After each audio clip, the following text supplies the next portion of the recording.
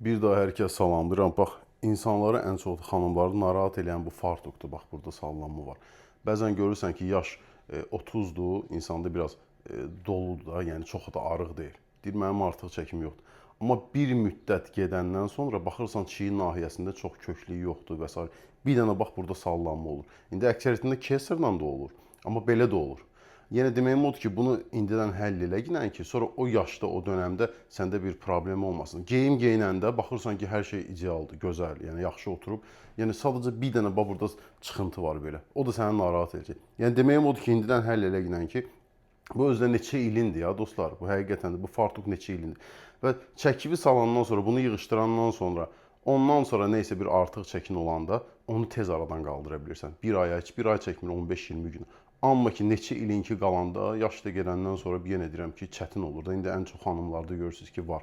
Ya da məcbursan gedib, daha doğrusu əməliyyat eləyəsən, liposaksiya.